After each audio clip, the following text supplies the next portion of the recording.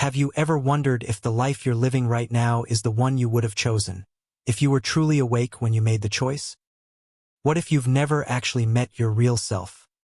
There is a silent suspicion, deep inside everyone, that something isn't quite right. Not with the world, not with other people, but with the experience of being you. The suspicion whispers in the background while you're stuck in traffic, waiting in line, staring at the ceiling before sleep finally takes over. It doesn't shout. It's a static hum, a glitch in the ordinary humdrum of life that suddenly spikes when you least expect it. Is this all there is? Have I ever really chosen anything for myself? It's a moment that slices straight through your routines and comfort zones. The gnawing sense that you might be playing a role, reading lines from a script you never wrote, acting out a character that someone else imagined for you. Waking up is not a gentle process. It is violent, electric. Most people are never truly awake. They move through their days as ghosts in their own stories, living the same cycle, speaking the same words, feeling the same feelings, reliving the same problems. Autopilot doesn't just guide your car on the highway, it guides your entire life. The repetition is so complete, so seamless, that you don't even see the bars of your own cage. Pause. Here's the hard truth. You are not here by accident. You are not destined to drift. There is a way to seize control, utter control over the direction of your life. Not with empty slogans, not with shallow motivation, not by chanting affirmations and hoping something changes, but with conscious creation. A process as precise as surgery, as potent as wildfire. This isn't about thinking positive or chanting mantras until your voice cracks. This is about confronting the machinery of your identity, hacking the code that governs your actions, and designing the blueprint for the person you want to become. Right now, you're running on old software.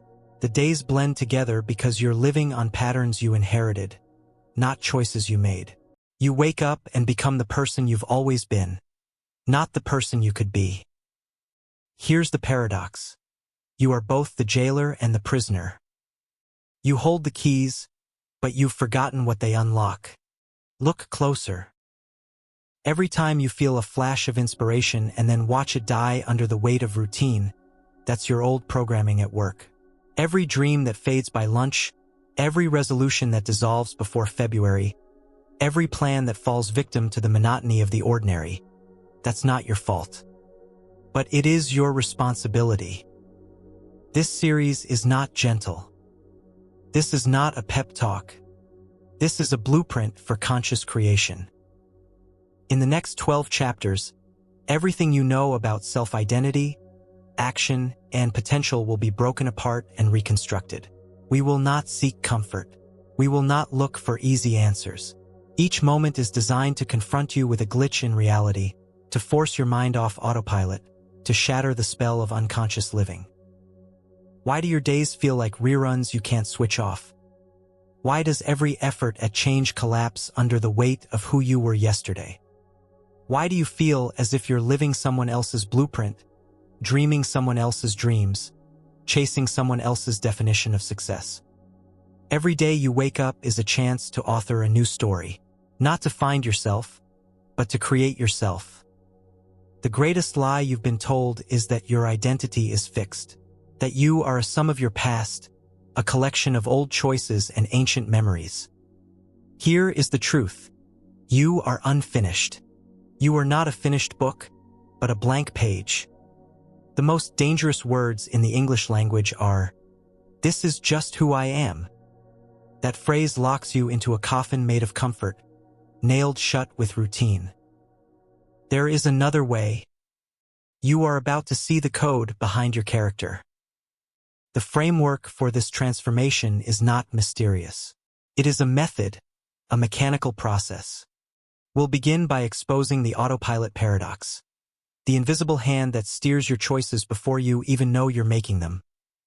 We'll strip away the identity illusion, the recycled thoughts masquerading as fresh choices. We'll reveal the blueprint you never drew, the instructions you've been following without ever reading. Then, you'll face the tyranny of normal, the gravitational force that keeps you orbiting mediocrity. We'll explode the myth of motivation, the grand illusion that your willpower will ever be enough. You'll discover the secret weapon of specificity, the only antidote to desire's fog. You'll confront the mirror that lies, the reflection that shows not who you are, but who you have always been. You'll harness the power of impossible behaviors, the microacts that defy your old narrative. You'll master the daily ritual of becoming, using every ordinary moment as a brushstroke on the canvas of your new life. You'll face the sabotur within, the voice that wants you to stay small, afraid, and unchanged. You'll learn the art of breaking yourself, on purpose, destroying the comfort that keeps you from transformation. And finally, you'll see the ripple effect, how your conscious creation sends shockwaves into a future that doesn't even exist yet. There will be no comfort, only confrontation. Each chapter will leave you with a cliff, an unresolved tension, an itch in your mind that cannot be scratched with easy answers. This is not about finding yourself. This is about the conscious creation of your best self. It begins now. Next, we will rip open the illusion of choice and face the first glitch in reality. If you're the one making your choices, why do your days feel like they've already been decided for you? If you're the one making your choices, why do your days feel like they've already been decided for you? This is not just a rhetorical puzzle. It is a razor's edge that divides those who drift from those who disrupt. Pause here and consider, how much of what you do today is new? How many actions are repetitions of yesterday's reflexes, old answers to questions no one is asking anymore? The modern world is designed for distraction. Every notification, every headline, every buzz in your pocket is a tug on your attention. But beneath the digital static, something deeper is at work. It is not the noise that robs you of your days. It's the invisible programming you run without ever seeing the source code. The paradox of modern life is this: the more choices you have, the less you truly choose. The abundance of options creates the illusion of freedom, while the reality is that your mind, left unguarded, defaults to the path of least resistance. You wake up, check the same apps, scroll through the same content, eat the same breakfast, drive the same route, have the same conversations, react with the same emotions. This is not living. It is sleepwalking with your eyes wide open. The numbers don't lie. Cognitive scientists estimate that up to 95% of your daily actions are automatic, driven by subconscious programs, not conscious intention. Your routines have been written not by choice, but by repetition. The illusion of choice is the most dangerous illusion of all. You think you are steering the ship. In reality, you are a passenger watching scenery through the window, wondering why the destination never seems to change. Here's a brutal truth. You are not who you think you are. You are who you remember being, yesterday. The paradox deepens. The more familiar your routine, the less alive you feel. Predictability is the enemy of possibility. There's a reason new experiences feel so vivid, why the first time always leaves a mark. Novelty wakes the brain. Routine puts it to sleep. But the brain loves shortcuts. The mind is engineered for efficiency, not fulfillment. The more you automate, the less you decide. The less you decide, the less you create. Autopilot is a survival mechanism gone rogue. Once, it kept you safe from danger. Now, it keeps you safe from change. Every day, you reenact the same microhabits, string together the same emotional patterns, reconstruct the same personality traits. Pause. Ask yourself, are you living, or are you simply repeating? Think about your mornings, the way you brush your teeth, the way you respond to a text, the sequence of tasks you perform before leaving your house. Did you choose any of it, or did it choose you? Neuroscience reveals that the brain's default mode network, the circuitry that hums along when you are not thinking, is the most powerful architect of your life. In these background processes, your real life is created, or, more precisely, replayed.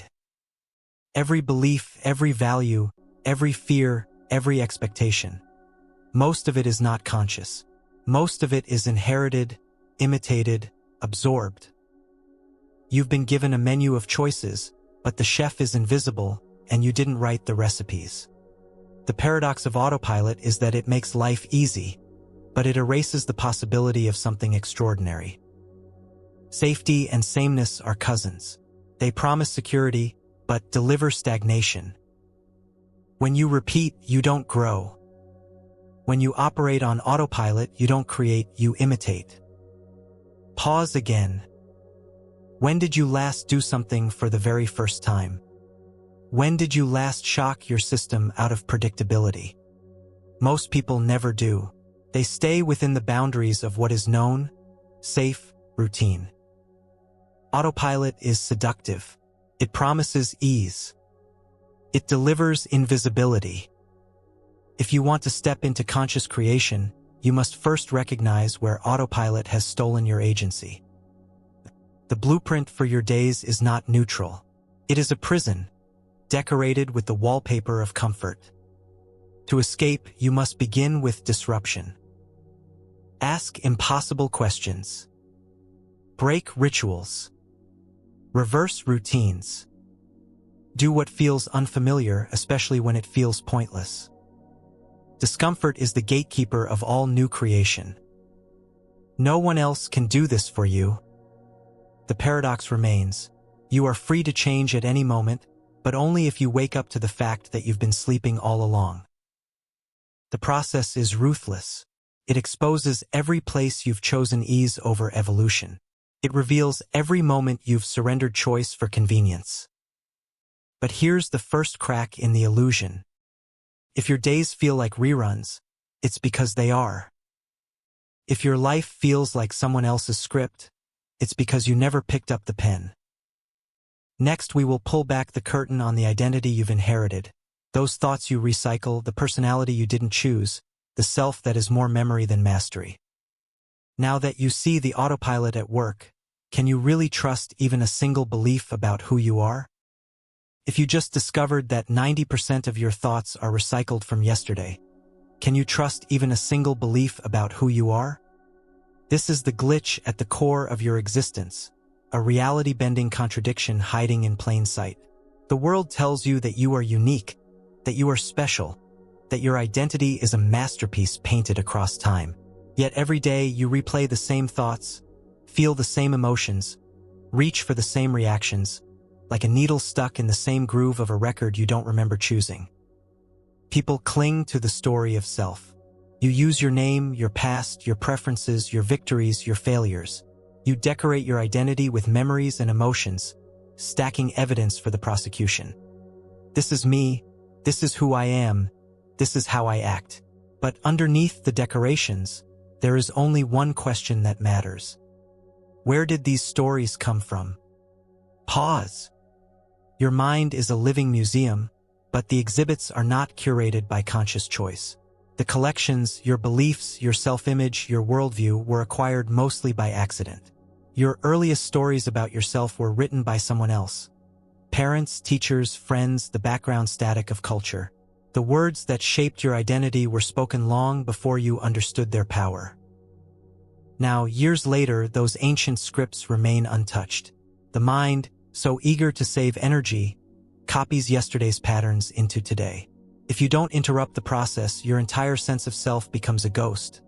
Flickering, repetitive, hollow. Psychology confirms this.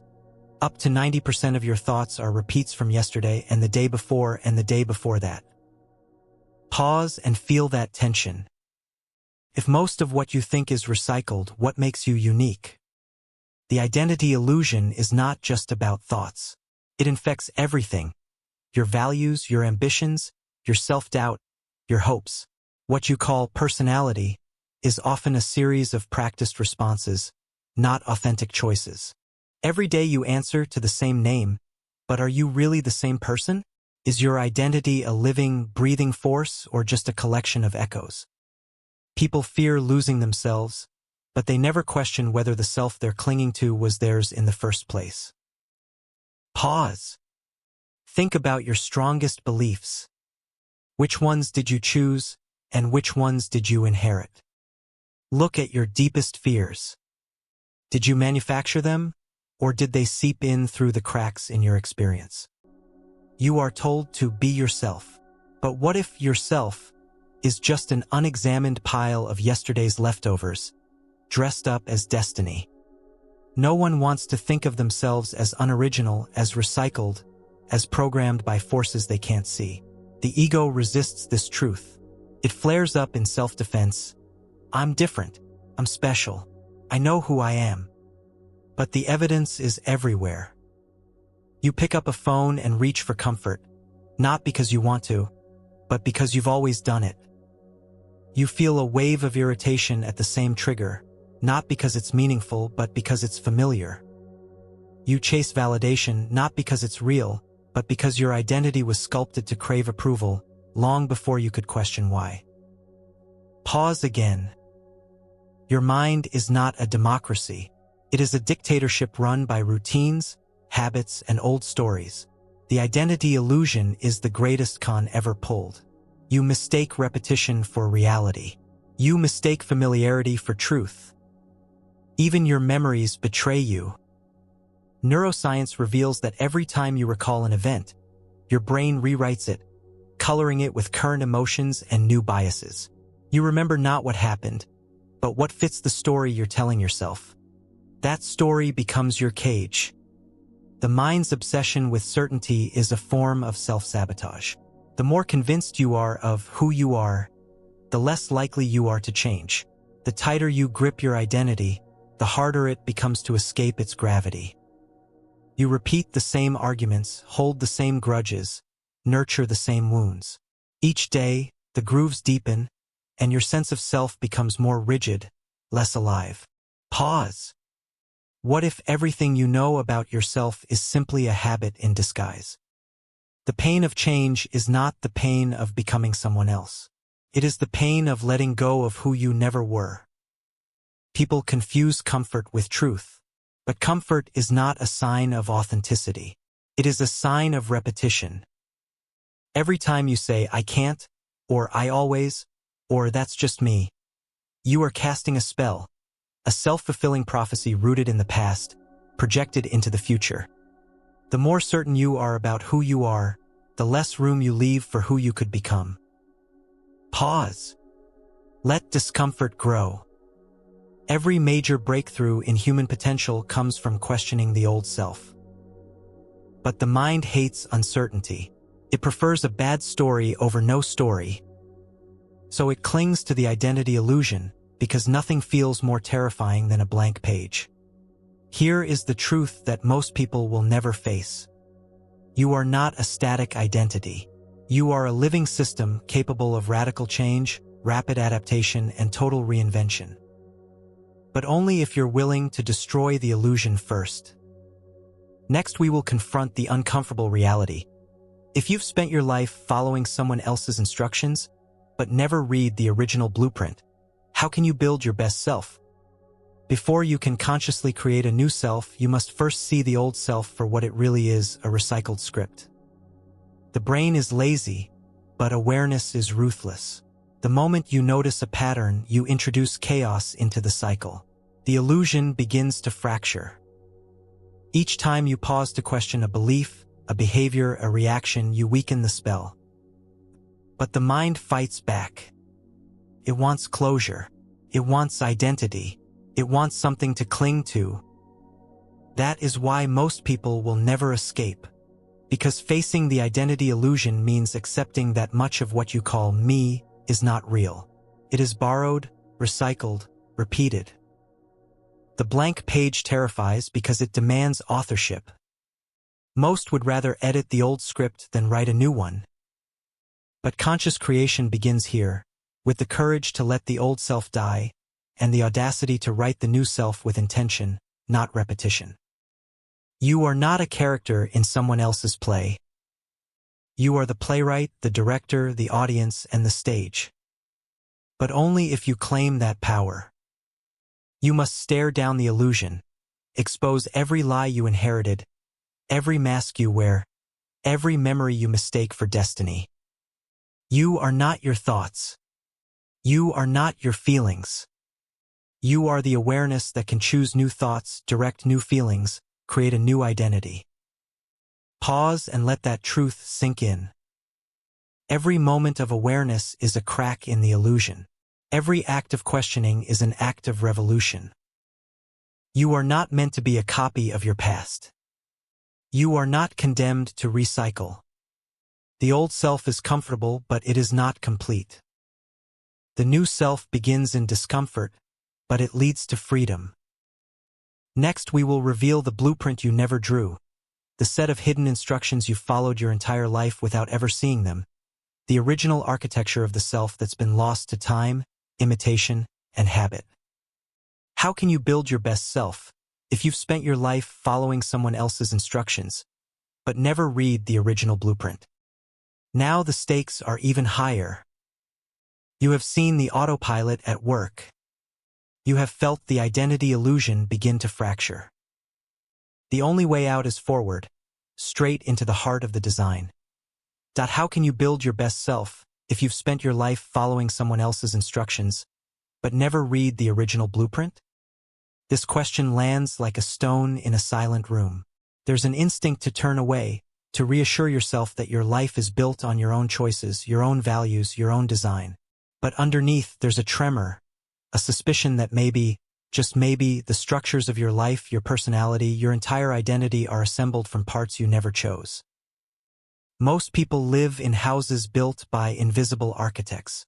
The layout of their days, the priorities that steer their actions, the very words they use to describe themselves, all crafted from borrowed plans.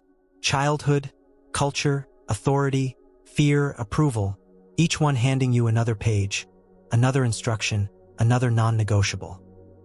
Pause. Who decided what success looks like for you? Who set the limits on what's possible, what's practical, what's permitted? The blueprint you live by is rarely yours.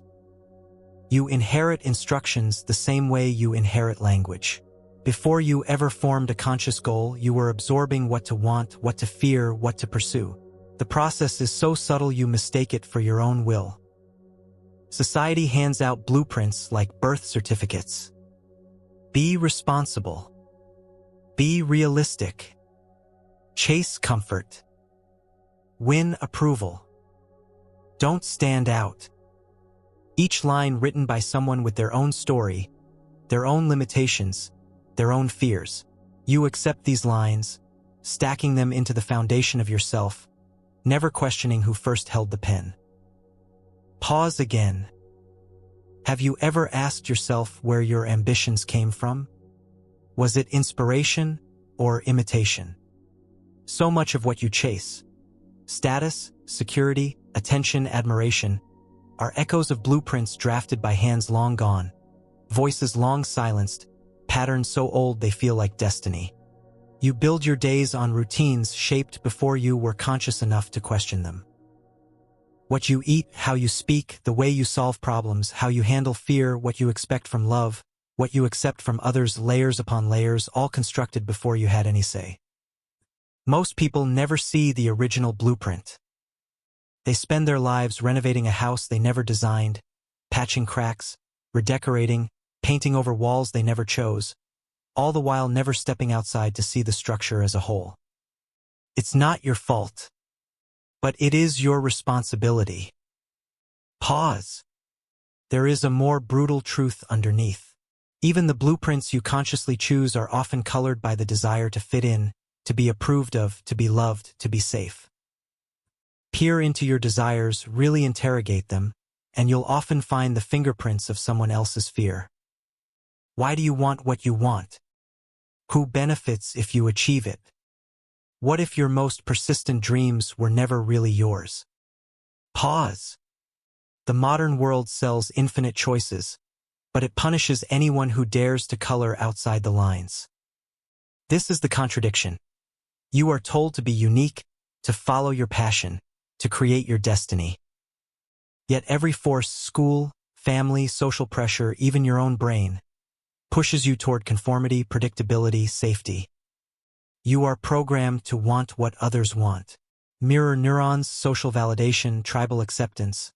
All of it is ancient software running silently in the background. How much of your life is the byproduct of imitation? When did you last choose your own instructions, rewrite the rules, tear up the plans, and start over? Pause and sit with the discomfort. There is freedom in seeing the blueprint for what it is, a suggestion, not a command. But the cost of freedom is responsibility. You must draft the plans yourself. Most people would rather follow the rules than create new ones, even if the rules hurt them, even if the rules keep them small, invisible, unhappy. Rebellion is rare because it is expensive. It costs certainty, comfort, approval. It costs everything familiar. Pause. Ask yourself now, if you could design your life from scratch, no outside expectations, no old scripts, no inherited fear, what would you build? What would you choose to keep and what would you burn to the ground? Here's the paradox. You crave originality, but you are addicted to safety. You say you want to be different, but your days are shaped by invisible instructions. Every step toward conscious creation begins with the audit of your own blueprint. Drag it into the light. Examine every rule, every pattern, every value. Ask, whose voice is this? Who does this rule serve? What is the cost of keeping it? The answers will shake you. Because for every rule that has kept you safe, there is another that has kept you small. For every pattern that has saved you, there is one that has sabotaged you. The blueprint is never neutral. It is either your prison or your springboard. Pause and feel the tension. When you follow invisible instructions, you forfeit authorship. You accept an identity built from spare parts. The process of conscious creation demands violence, not against others, but against the inherited blueprints that no longer serve you. Every time you question a pattern, you destabilize the structure. Every time you refuse a rule, you reclaim a piece of yourself. But reclamation is terrifying. It means building in the dark with no guarantees. It means loneliness because the tribe fears what it cannot predict. Most people will beg you to stay in the old house, to keep the same rooms, to follow the same hallways, even if the house is burning. Pause. But the greatest act of creation is destruction. Tear up the blueprint. Burn the inherited pages. Begin again. Design with intention, not obligation. Here's the moment where discomfort turns to clarity. The old instructions will keep shouting, but your true self will whisper from beneath the rubble. Only when you silence the outside voices can you hear the design you've always wanted to create.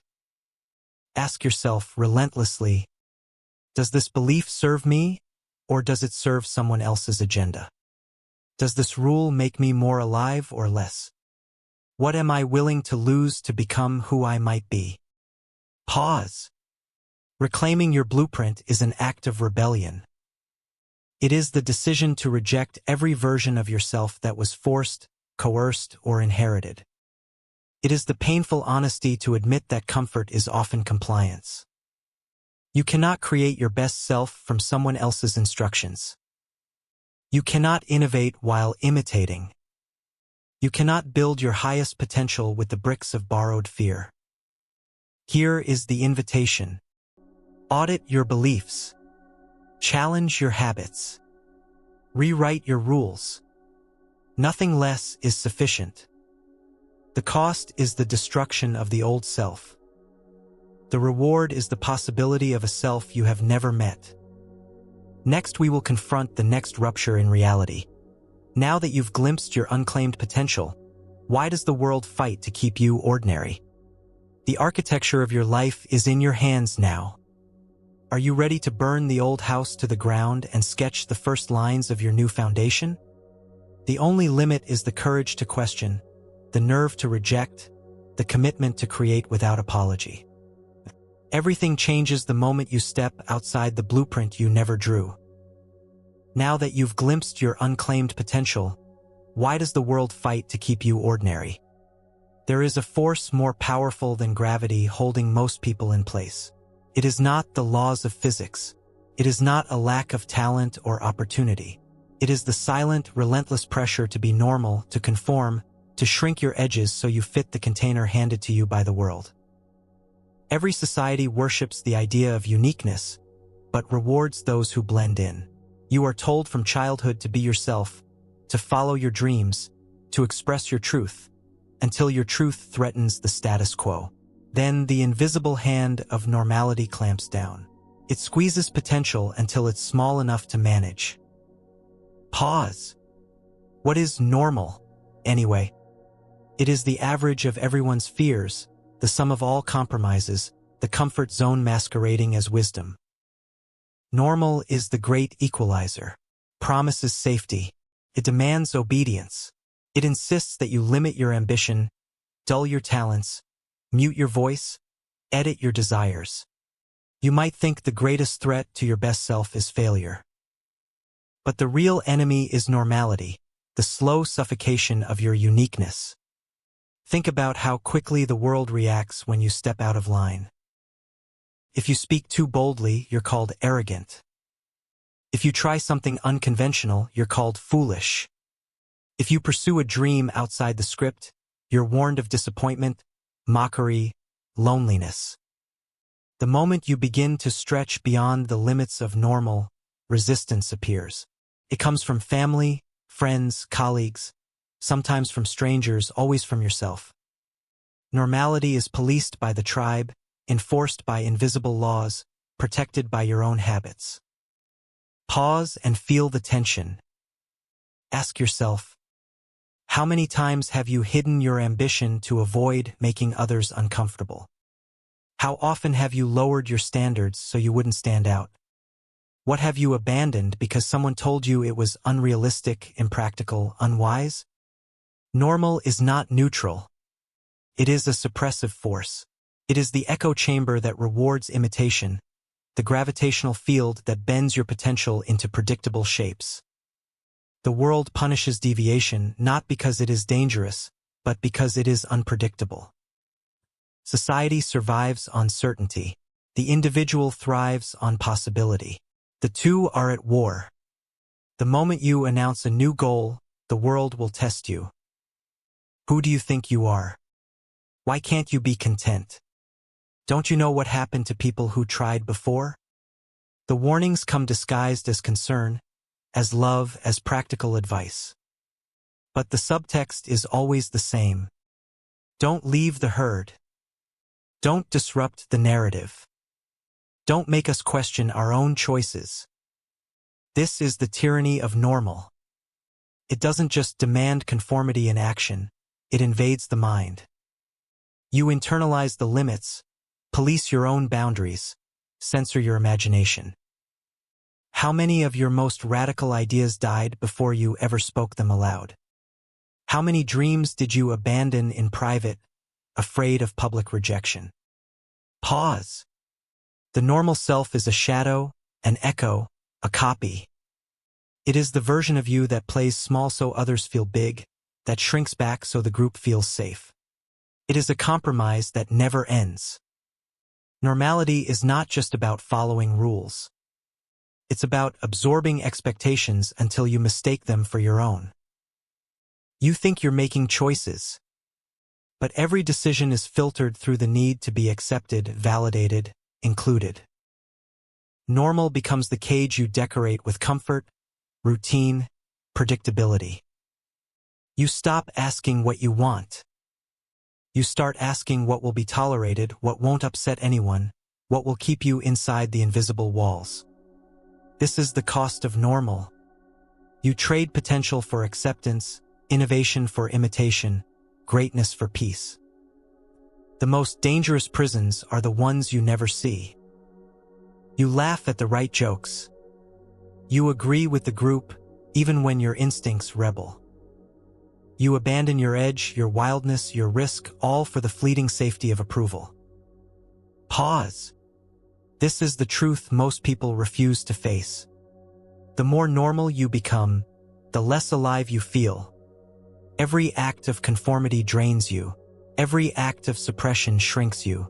Every day spent inside the lines is a day lost to what could have been. There is a part of you that resists, a silent rebellion, a voice that whispers, "There's more." But that voice is outnumbered by the chorus of normality. It's easier to silence your own ambition than to challenge the entire system. Easier to call yourself content than admit you're afraid. Easier to defend the ordinary than risk the extraordinary. The world will applaud your decision to play it safe. It will celebrate your normalcy.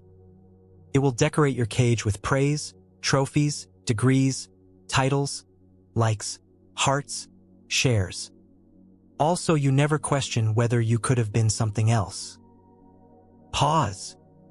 But the possibility remains. Every time you feel envy, that's your potential trying to wake you up. Every time you feel boredom, that's your creativity suffocating in silence. Every time you feel restless, that's your uniqueness demanding to be expressed. You can't silence these signals forever. They are proof that normality is a lie. You were not born to be ordinary. You were programmed for possibility. But possibility is dangerous. It attracts criticism, suspicion, rejection. It demands sacrifice. You must choose. The world will always fight to keep you normal. But the fight is proof that you're on the edge of something real. Pause. Most never cross that threshold. They stand at the border of their potential and turn back, telling themselves that peace is better than power, that acceptance is worth more than authenticity. But there is another way. Reject the tyranny of normal. Become unreasonable in your pursuit of what sets you apart. Dare to say no to the crowd, even when your voice shakes. Every act of self-creation is an act of war against normality. It is the only way to live. Next, we will break open the mythology of willpower, exposing why it always fails you at the crossroads, and why your old self always seems to win. If the world is fighting to keep you ordinary, what will you risk to become unforgettable? If willpower is real, why does it vanish exactly when you need it most? And why does your old self always seem to win? The culture of self-improvement is built on a hollow promise. Motivation is the fuel that propels you beyond mediocrity. You are told that greatness is a matter of grit, that discipline conquers all, that desire alone can overcome the gravity of the ordinary. You hear the slogans. Just do it. Mind over matter. Winners never quit. But when the moment comes, when the alarm rings before dawn, when the blank page stares back at you, when the work feels endless and the goal feels distant, motivation is missing. The drive that seemed so fierce last night is nowhere to be found. The spark that promised a new beginning fizzles out before the first step. The old self, patient and undefeated, tightens its grip and watches you surrender. Again. Pause. Why does this keep happening? Why do you keep losing battles you swore you would win? The myth of motivation is seductive. It promises that change is just a matter of wanting it enough, that the right mindset, the right mantra, the right video will tip the scales. But your brain is not moved by slogans. It is governed by biology, by habit, by ancient programming built to conserve energy, avoid pain, and seek comfort. Motivation is a mood, not a method. It is as unreliable as the weather, present in flashes, gone in moments. Your old self has patience. It has endurance. It has all the advantages of familiarity, comfort, and certainty. It knows how to wait out your ambitions.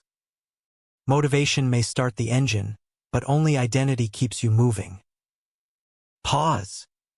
You can watch 100 motivational speeches, write 1,000 affirmations, fill a journal with visions and dreams. Yet the first obstacle, the first bad day, the first doubt can erase it all. Motivation cannot withstand the storm of your own programming. Your mind is a fortress of old habits. Every act of willpower is an assault on walls that took years, decades, a lifetime to build. And every act of sabotage, every moment of self-betrayal, is a victory for the old self, a victory it has earned through repetition, not strength. Motivation tells you that you can override the system with sheer force. But the system is stronger than your will. Pause and feel the tension. Have you ever wondered why you can want something so badly, yet fail to act? Have you ever watched yourself break promises to yourself, powerless to stop it? Willpower is a muscle, and like any muscle, it fatigues. It burns out quickly, leaving you exposed and vulnerable to the routines you swore you would change. The old self does not need to fight. It only needs to wait. You will return to it, not because you lack discipline, but because you have not changed the environment, the triggers, the narrative. Motivation asks you to swim upstream against the current of your own habits. Sooner or later, you tire. The river wins. Pause. Here is the uncomfortable truth. Motivation is a myth because it is rooted in hope, not design. It is not a strategy. It is a feeling, a burst of excitement that evaporates in the heat of routine. The old self is not threatened by your inspiration. It is threatened by your systems. Motivation cannot survive without structure. Desire cannot thrive without deliberate design. Every time you rely on willpower, you are setting yourself up to fail. The mind defaults to the path of least resistance, to the known, to the practiced. If you do not build new habits, if you do not install new routines, if you do not engineer your environment for the person you want to become, the old self will always win. Pause. You must abandon the fantasy that you can outwant your past. You must stop blaming yourself for every relapse, every stumble, every moment of weakness. You are not lazy. You are not broken. You are running a program.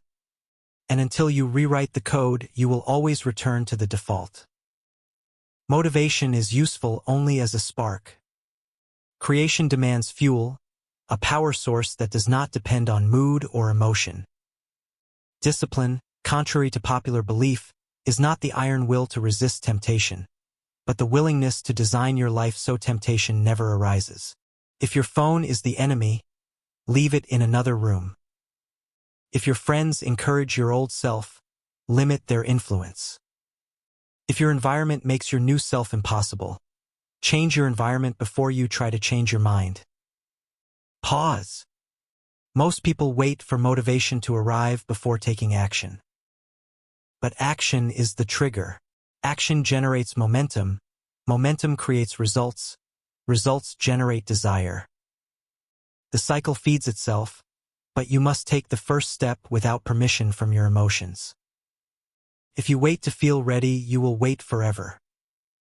Motivation follows movement, not the other way around. Pause and let that truth settle. The old self survives by convincing you to wait. Tomorrow is better. Today is too hard. Start when you're inspired. Every day spent waiting is a day surrendered to the default. Your best self is not waiting for a perfect moment. Your best self is created in the act of doing.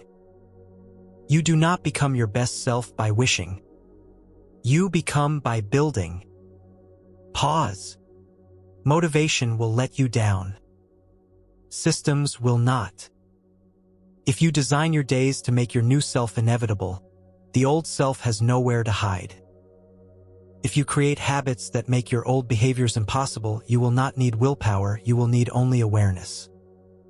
The myth of motivation dies in the face of deliberate design. Next, we will uncover the secret weapon of specificity, exposing why desire dissolves into the fog of vagueness, and why only radical clarity can break the cycle. If willpower was enough, you would already be changed. But creation demands more than hope. It demands precision. Let me know if you want the remainder of Once you see how desire dissolves into the fog of vagueness, why does only radical specificity break the cycle? And what are you still refusing to define? The world is addicted to wishful thinking. Most people want change, but what they really want is the thrill of wanting. They are seduced by visions of a better self, but terrified by the work of defining what that self would actually be. So the dream stays vague. Be happy, get healthier, become successful, feel fulfilled. Empty wishes with no edges. Pause. Vagueness is not accidental. It is a defense mechanism. As long as your goals remain undefined, they are protected from reality.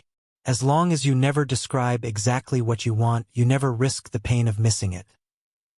Specificity is an act of courage. It requires exposure.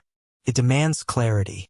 It strips away the fantasy and confronts you with the brutal mathematics of what needs to change. People avoid specifics because specifics can fail. A vague wish cannot be measured, cannot be judged, cannot disappoint. But a precise vision can be weighed, tested, challenged, proven false. Pause. This is why most resolutions die before they're born. The goal is to get fit, but what does that actually mean? The dream is to make more money, but how much, by when, doing what? The desire is to be happier, but what would happiness look like on a random Tuesday at 3:47 p.m. in the rain? The mind prefers to keep dreams blurred. Specificity feels dangerous. It removes all excuses. If you say, "I want to run a marathon in 6 months," the countdown begins. Every day is an opportunity to progress or to fall behind. If you say, "I will earn an extra $10,000 this year by launching my online business," every week must be accounted for, every setback tallied, every dollar measured. Vague desires require nothing. Precise intentions demand everything. Pause. Specificity breaks the cycle of false hope. It turns the mystical into the mechanical. You move from, "I want to write a book," to, "I will write 300 words before breakfast, 5 days a week, for 6 months." You move from, "I want to eat better," to, "I will cook dinner at home 4 nights a week, with no added sugar, no exceptions." Suddenly, desire is not a wish. It is a checklist, a scoreboard, a mirror that never lies. Pause and feel the discomfort. Vagueness protects your self-image, but it also preserves your stagnation. You can't be disappointed by a goal you never define, but you can't achieve it either. This is the paradox. The sharper your goal, the sharper your discomfort, but also the sharper your focus, your progress, your results. The world rewards those who are uncomfortably clear. Specificity is not just about numbers or deadlines. It is about the total sensory experience of your future. What does your best self do on an average morning? What thoughts run through your mind in moments of stress? How do you respond when temptation appears? What choices do you make when no one is watching? Most people avoid these questions. They keep their why hidden in the mist, but the fog is the enemy. Your mind cannot hit a target it cannot see. Every act of conscious creation is an act of radical clarity. You must define your future in granular detail. What do you want? Why do you want it? When will you have it? How will you know you're making progress? What will you sacrifice to get there? Pause. Specificity turns the fantasy into a plan. It turns anxiety into action. It makes the impossible inevitable. But it also terrifies the old self. Because clarity exposes the distance between who you are and who you want to be. It reveals the work, the risk, the loss. It leaves no room for blame. Vagueness lets you stay a victim of circumstance. Specificity forces you to become the architect of outcome. Pause. There is another reason specificity is rare. It threatens relationships. The more clear you become about your vision, the more uncomfortable others feel. People who love you may resist your clarity, not because they want to hurt you, but because your focus threatens their own fog. Your new standards make their old standards look like surrender. Your discipline exposes their excuses. Clarity is contagious, but so is discomfort. Are you willing to accept the isolation that comes with high-definition goals?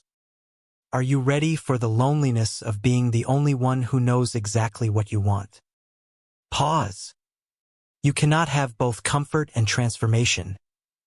You must choose. Radical specificity is the secret weapon because it rewires your mind at the deepest level.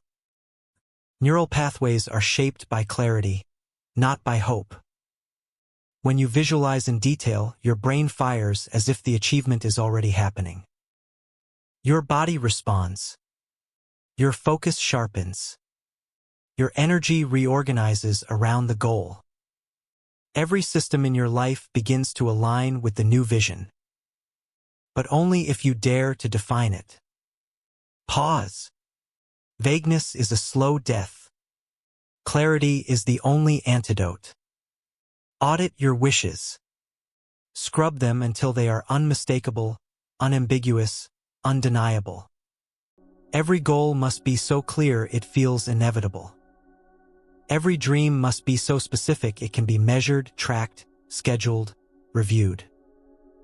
If you hesitate to define, you are not ready to create. If you refuse to clarify, you are not serious about change. Pause and feel the weight of that responsibility. You have been warned. Once you make your desires specific, you can never go back.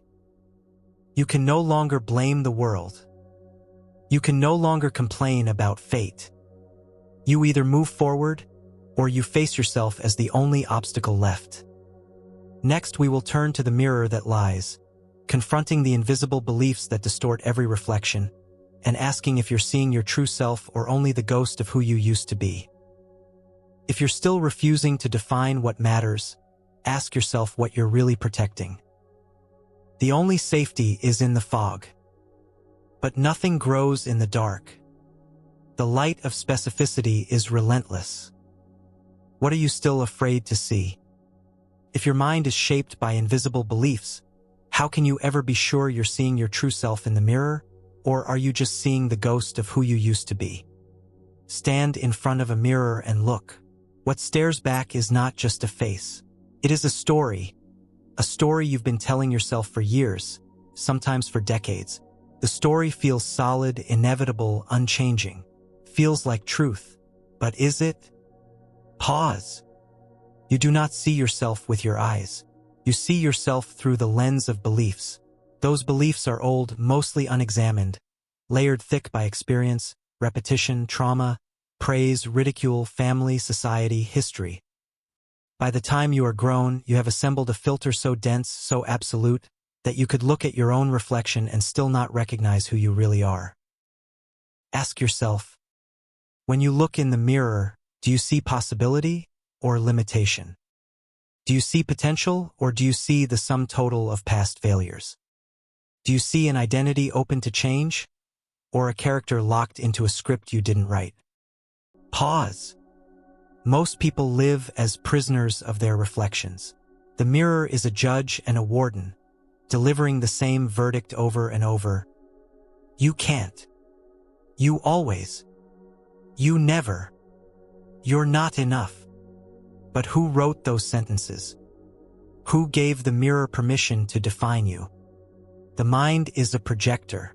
It casts invisible beliefs onto the surface of reality, then points at the image and declares it fate. You see what you expect to see. If you expect failure, every small stumble becomes evidence. If you expect limitation, every door feels locked. If you expect rejection, every silence feels personal. Pause. These beliefs are not just thoughts, they are instructions. They script your choices before you even know you're making them. Most people don't realize their deepest convictions were installed before they could choose. You were told you were smart, or average, or difficult, or gifted, or shy, or wild, or broken. You heard it once, then 1,000 times, then you spoke it to yourself until it became law. Now the law is invisible, but the effects are everywhere. You only try what you already believe is possible. You only persist where you expect to win. You only reach for what fits the shape of your old story. Pause. Beliefs are not facts, but they are more powerful than facts. They bend reality. They shape identity. They become the boundaries of what you even attempt. Look at your current life. Every achievement, every failure, every decision, every regret. Trace them back and you will find the hidden hand of belief. Not just beliefs about the world, but beliefs about yourself. Am I worthy? Am I lovable? Am I capable? Am I destined for more or for less? Pause and feel the discomfort. The most dangerous beliefs are the ones you've stopped questioning. They become invisible walls, silent barriers. You stay on the safe side. You don't even notice what you avoid. The mirror is now a prison cell, decorated with memories and old judgments. But every prison has a door. You must learn to see through the story. Pause. Beliefs are not chosen once. They are chosen every day, in every action, every refusal, every compromise. Most people never outgrow the opinions of others. They simply internalize them and call them truth. You may rebel against authority, but if you carry the same beliefs, you're still in chains. Who benefits from your self-doubt? Who profits from your hesitation? Who gets comfort from your smallness? Pause. A belief is not a law. It is a suggestion. A belief is not a mirror. It is a mask. A belief is not a destiny. It is a doorway waiting to be crossed. But you must see it first. The mind resists this clarity. It wants to be right. It prefers a familiar hell to an unknown heaven. You defend your old story, even as it suffocates you. You reject opportunities, dismiss praise, sabotage your own progress. Anything to keep the reflection unchanged. Pause. The mirror can only show you the past. It cannot see your future unless you write it there. Every act of conscious creation begins by challenging the reflection. Is this belief true? Is this belief useful? Is this belief mine, or was it given to me? Is this belief helping me become my best self, or keeping me loyal to my old self? Pause. The act of questioning is an act of war. The mind fights back with excuses, with fear, with distraction. It wants you to accept the reflection as final. But there is always a glitch. The future is unwritten. The mirror does not have the last word. Pause and let that truth challenge you. The story you tell about yourself is just that, a story. You can change the script. You can learn to see possibility where you once saw limits. You can rewrite your identity one choice, one belief, one act of courage at a time. But only if you stop defending the mirror that lies. Most never do. They spend a lifetime as ghosts, haunting their own lives, refusing to see the door because it requires burning the script they've rehearsed for so long. Are you ready to become more than your reflection? Are you willing to question what you've called truth for years? Are you prepared to become unrecognizable to your old self? Pause. The choice is always available, but it is never easy. To see beyond the mirror, you must become the author, not just the reader of your own character.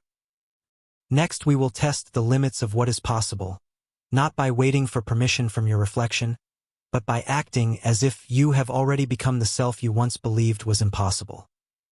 If your beliefs have shaped your limits, what happens the moment you behave beyond them?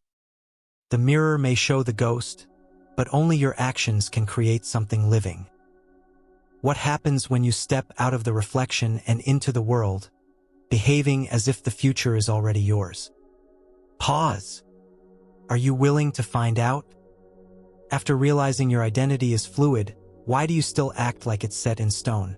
And what happens the moment you behave as if you're already transformed?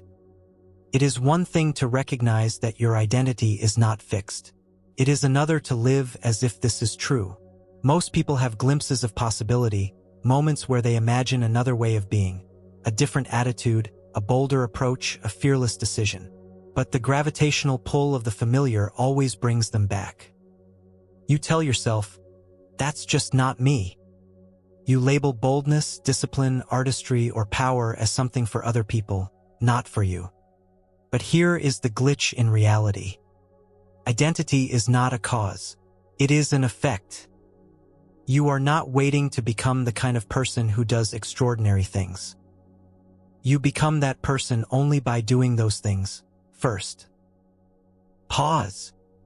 The old self is a fortress of habits, but the walls are paper thin.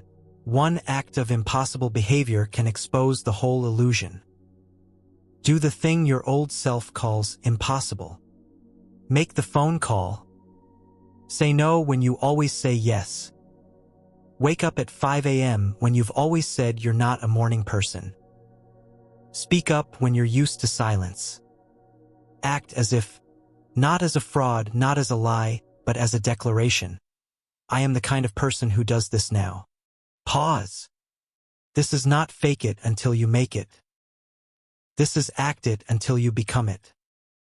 Every behavior is a signal to your mind. Each action is a vote for a new identity. You are not trapped by your old narrative. You are trapped by your loyalty to the behaviors that support it. Impossible behaviors shatter loyalty. The mind expects you to repeat. The moment you disrupt the pattern, the mind cannot find its place. It scrambles, it doubts. It feels fear, anxiety, even panic. This is the price of transformation. You must force a fracture. Do the thing your history says is not for you. Pause. Think of identity as a script written over years. Every line is a habit. Each time you act differently, you edit the script. If you keep acting out the old lines, the story never changes. But if you improvise, if you choose a new action even once, the script begins to lose its power. Identity becomes a live performance, not a fixed recording. Impossible behaviors are not about grand gestures. They are about small, decisive ruptures, acts that force the brain to ask, who am I now? Pause and let the discomfort grow. You don't need a new personality. You need new proof. Behave as if you are already the person you wish to become. If you want to be a creator, create today. If you want to be disciplined, choose discipline now in this moment. If you want to be bold, act boldly before you feel ready. The behavior precedes the belief. Most people wait for certainty before acting. But certainty is a byproduct of action, not a prerequisite. Pause. Impossible behaviors trigger cognitive dissonance. The mind cannot reconcile the old self with the new action. It searches for a story that makes sense. You are giving your mind evidence, fresh, undeniable proof, that the old script is not the only option. The discomfort you feel is not a sign you're failing. It is a sign you are rewiring your identity. Every impossible behavior is a data point. With enough data, the story must change. Pause. There is another layer of resistance. When you change, others feel threatened. You become a mirror for their own stagnation. You disrupt the equilibrium, the social contract that says, stay the same so I don't have to question myself. Impossible behaviors invite criticism, skepticism, even sabotage. But the discomfort you feel is the price of authenticity. You cannot create a new self without destroying the old agreements. The pain is real, but so is the progress. Pause. This is the paradox. The more you act as if you have already changed, the faster you become the person you want to be. You can skip the waiting line. You do not need permission. You do not need validation. You only need evidence. Let your actions deliver it. Impossible behaviors are not a show for others. They are messages to your own subconscious. The past is over. I am choosing a new reality now. Pause and notice the pattern. Those who change fastest are those who act soonest. They don't argue with the old identity. They don't beg the past for approval. They simply act, again and again, until the behavior feels like truth. The mind follows the body. The story follows the act. Pause. Where are you waiting for permission to begin? What action have you labeled impossible, only because it doesn't fit your old narrative? What would happen if you tried, just once, to behave as if the new identity were already true? Not forever. Not as a permanent commitment. Just today. A single act of impossible behavior is a fracture in the foundation of your old self. Repeat it.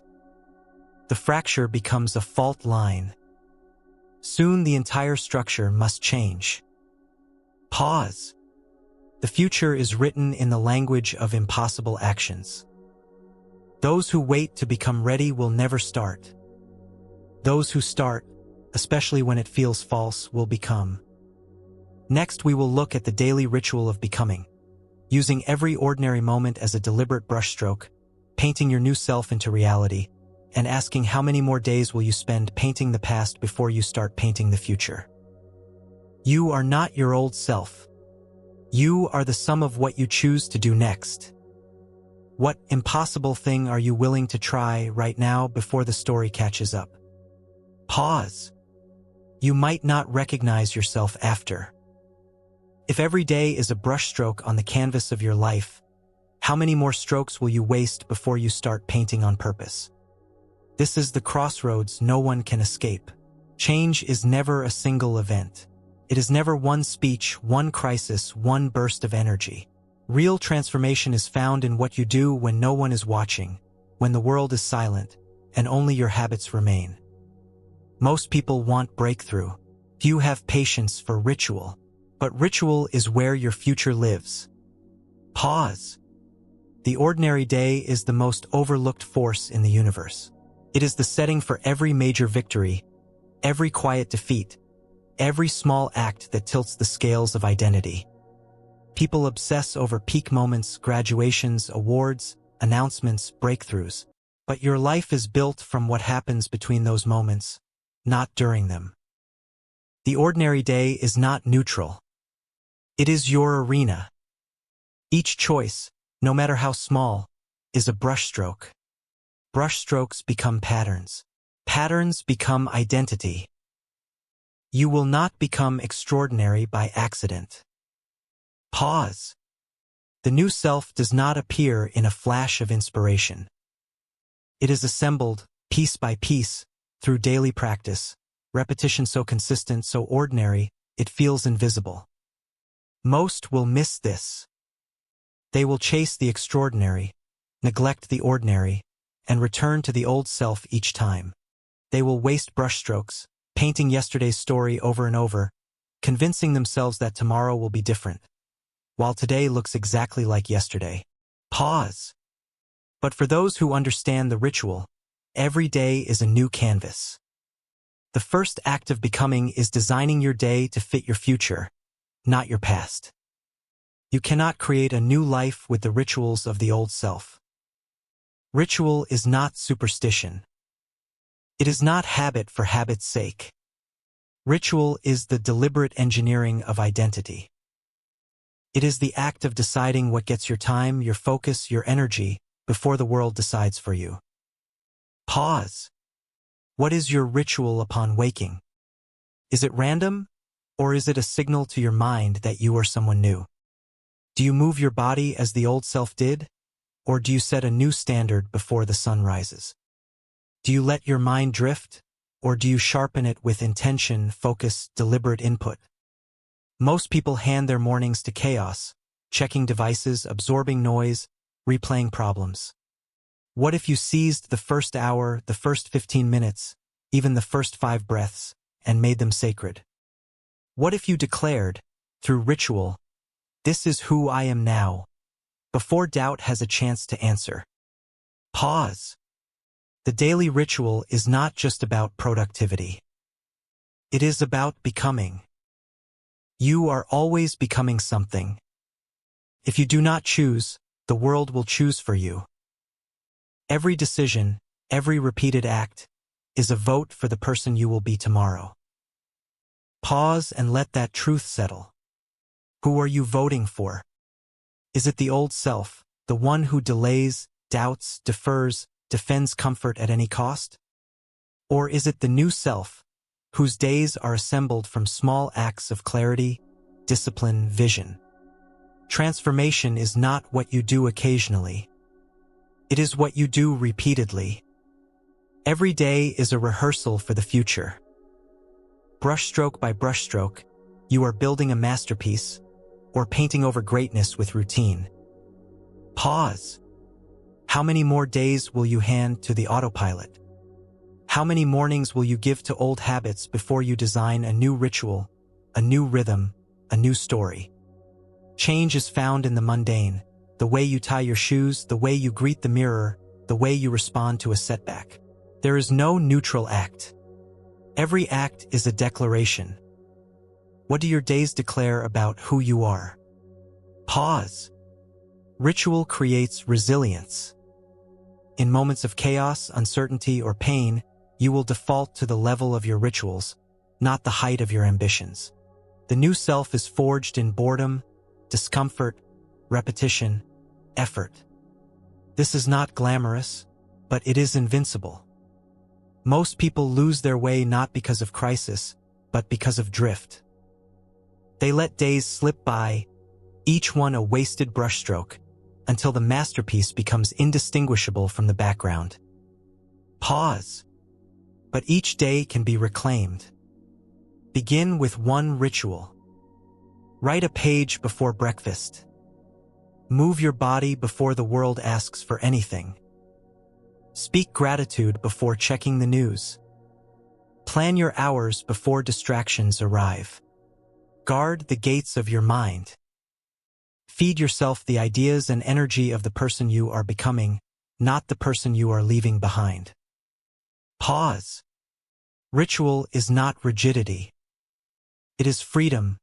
Freedom from indecision, from randomness, from the gravity of yesterday. The new self is not built by accident. It is sculpted in routine, assembled in habits, painted in thousands of daily, invisible choices. You are the artist. The canvas is your calendar. The brush is your ritual. Pause. If today were your last day of repetition, what would tomorrow look like? How much time do you have left to waste? How much longer will you confuse activity with creation, motion with progress, comfort with purpose? Pause and ask, what masterpiece will you build from this moment forward? Next, we will meet the saboteur within, the voice that wants you to abandon the ritual, surrender to old comforts, betray the new self before it is even born. If every day is a vote for your future, how will you respond when your own mind tries to steal the ballot? What daily rituals are you willing to risk for a future worth living? Now that you've started your transformation, why does the voice inside your head suddenly sound like your worst enemy? Every journey into conscious creation eventually stirs the sleeping saboteur, the inner voice that, until now, lurked in the background, content to whisper minor doubts, small excuses, quiet warnings.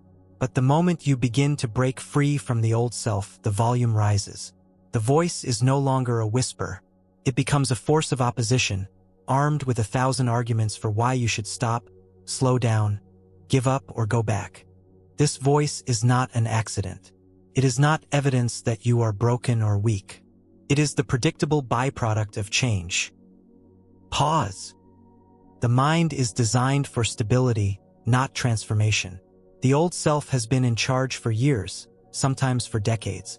Its survival depends on things staying the same. Each act of creation is, to the old self, an act of war. So the saboteur fights back. It uses your own memories against you. It dredges up every failure, every mistake, every moment of embarrassment, and stacks them as proof that you cannot change. It tells you the comfort zone is safety, the old habits are security, the new self is a fantasy. Pause. But the saboteur is not logical. It is emotional, primitive, urgent. It doesn't care about your goals. It cares about survival, the continuation of the story it knows how to manage. Every new ritual, every act of impossible behavior, every precise intention you set is a threat. So the voice becomes desperate. It predicts disaster. It anticipates humiliation. It exaggerates every risk. It offers relief for the price of retreat. Pause. You might hear, "You'll fail again. Who do you think you are? Don't embarrass yourself. Others will judge you. Why not start tomorrow? Why not give up now, before it gets worse?" The saboteur wears many disguises. Sometimes it pretends to be reasonable, logical, mature. Sometimes it pretends to be your friend, promising rest, reward, safety. But its real goal is always the same. Return to the known. Return to the comfortable. Return to the past. Pause. This voice is cunning because it sounds like you. It uses your vocabulary. It borrows your memories. It can imitate the tone of your parents, your teachers, your critics, your younger self. But its script is predictable. Don't change. Don't risk. Don't become. Pause. Every act of conscious creation is an act of resistance against the saboteur. The only way to weaken its grip is to expose its logic, question its predictions, and refuse to obey its commands. You cannot silence the voice, but you can choose not to serve it. Pause and notice how the voice grows loudest at the edge of breakthrough. It is quiet when you follow the script. It is deafening when you improvise. This is proof that you are on the border of change. The old self wants you to believe that fear is a warning. But fear is only evidence of unfamiliarity. The saboteur cannot see the future. It can only guard the gate of the past. Pause. Every time you hesitate, you strengthen the old story. Every time you act despite fear, you weaken the saboteur. Your mind learns from action, not argument. The saboteur's predictions are never tested if you never act. But one act of courage disproves 1,000 fears. Pause. You do not need to win the war in your mind. You only need to move forward while the battle rages. Progress is measured in action, not in comfort. You do not owe the saboteur an explanation, an apology, or an audience. You owe yourself the chance to see what happens if you don't listen. Pause. Many will surrender at this stage. They will believe the voice. They will mistake fear for prophecy, doubt for destiny, hesitation for wisdom. They will abandon the new rituals, betray the new self, retreat to the past, and call it maturity or realism or knowing my limits. But the saboteur never celebrates your safety. It only celebrates your surrender. Pause. You are not required to be fearless. You are required to be relentless. You must move through fear, not around it. You must outlast the voice, not out-argue it. Every day you choose progress over comfort, the voice weakens. Every day you act while afraid, the new self grows. The mind adapts. The saboteur, once fierce, becomes familiar, then predictable, then powerless. Pause. But the process never ends. Each new level, each act of conscious creation, each risk, each leap, summons the voice again. This is the cost of becoming. Your fears will always try to follow you. But they can never lead you, unless you hand them the keys. Pause. Next we will enter the fire, exploring the art of breaking yourself on purpose, and why true freedom often feels terrifying, even destructive. Now that you've seen the saboteur in action, ask yourself, if comfort is the cage, why does freedom feel so terrifying? And what if the only way forward is to destroy the version of you that's begging to survive? How much longer will you obey the voice that has kept you small, when every act of rebellion brings you closer to your best self? The choice is not comfort or discomfort. The choice is creation or surrender. If comfort is the cage, why does freedom feel so terrifying?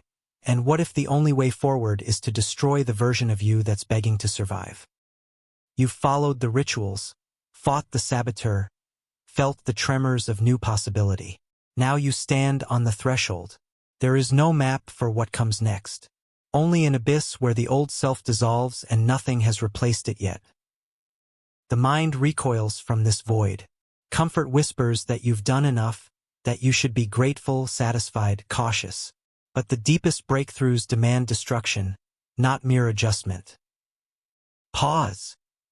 The most dangerous place in the world is the edge of your comfort. Here, everything familiar becomes suspect. All your habits, values, relationships, desires, suddenly open to question. The boundaries that once felt safe now feel suffocating. The rules you once obeyed now sound like warnings from a prison guard. True freedom arrives as terror.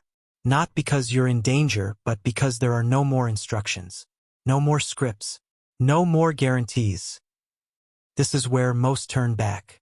The mind invents urgent reasons to retreat. You'll lose everything.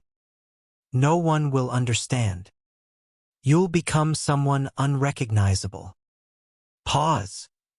But to create the new self, you must first shatter the old one. You must outgrow the comfort that once protected you. You must become willing to let go of every idea of who you're supposed to be. This is not gentle evolution. This is controlled demolition. Pause and feel the magnitude of this act. Most people treat identity like a fragile artifact. They handle it with care, polish it, protect it from exposure, hide it from criticism. But the best version of you is not a relic to preserve. It is a possibility to discover, again and again, by breaking what no longer serves. Transformation is violent. You must choose which patterns to destroy, which beliefs to bury, which attachments to sever. You must become the architect of your own destruction, selective, deliberate, relentless. The pain of this process is not a sign of failure. It is evidence that the old self is fighting to survive. Every time you face the urge to retreat, you are standing on the very spot where growth is possible. Pause. Destruction is not chaos. It is the only way to clear space for the unfamiliar. Growth and comfort are enemies. You cannot serve both. To break yourself on purpose means to embrace uncertainty. To walk into rooms you have avoided. To have conversations you have postponed. To say no to what you have always accepted. To let go of people, places, and routines that keep you locked in yesterday. Pause. Freedom feels like freefall. Every time you let go of a limiting pattern, you lose a source of stability. But the only alternative is to become a prisoner of your own caution.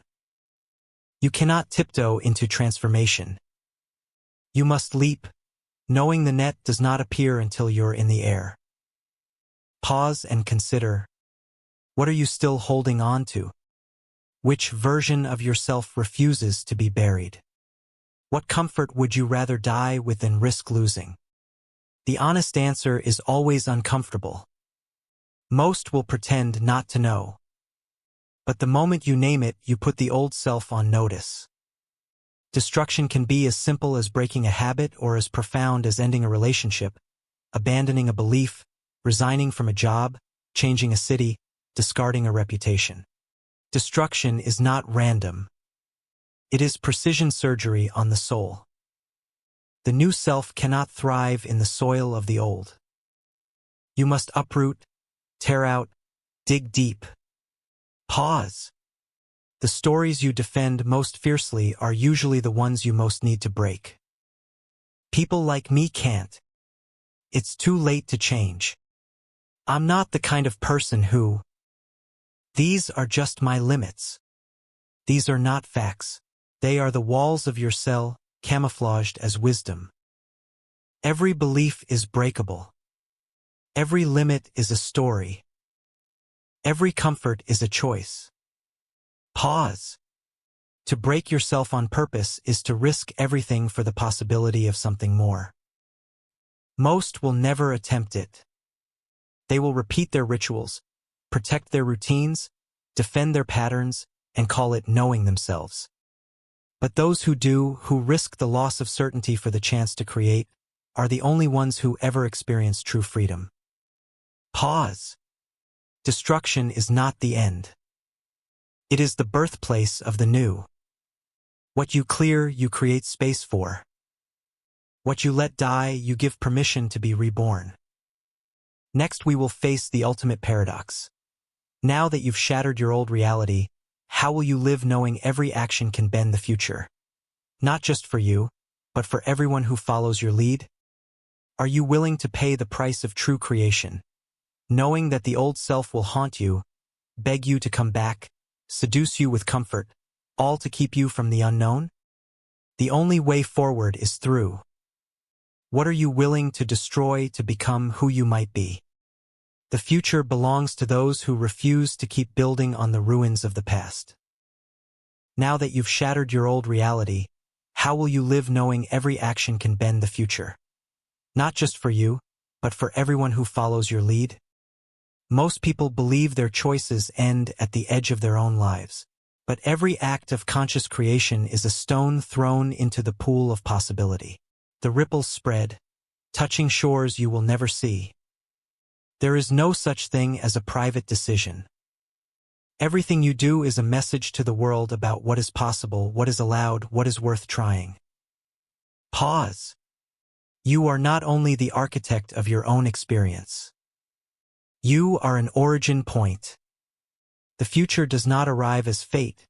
It is authored by those bold enough to create beyond what has ever existed. Most shrink from this responsibility. They say, "Who am I to matter?" They hide behind modesty, behind false humility, behind the delusion that a single life is isolated, unimportant, anonymous. But the truth is inescapable. Every act of courage licenses others to be brave. Every refusal to conform is an invitation for others to rebel. Every new ritual you build, every pattern you shatter, every story you rewrite, these become invisible blueprints for the people who watch you, even if you never meet them. Pause. The future is a landscape of possibility. Each person who chooses conscious creation changes the terrain. You cannot know who is watching. You cannot predict what doors will open for others because you had the nerve to walk through first. The courage to live differently is contagious. It infects your family, your friends, your peers, your enemies, your descendants, even strangers who overhear a single word. Pause. There is a responsibility in this. It means you cannot hide behind your smallness. You cannot pretend your failures are private, your triumphs irrelevant, your choices accidental. Your existence is an ongoing broadcast, and every frequency you emit shapes the culture, the future, the unseen destiny of countless lives. Pause. You do not need to be perfect to create a ripple. You do not need to finish your journey to change the map. You only need to live as if your actions matter, because they do. Every limitation you challenge loosens the grip of normality on those around you. Every new ritual you uphold redefines what is possible for the tribe. Every impossible behavior you dare to repeat breaks the hypnotic cycle of what is considered realistic. Pause.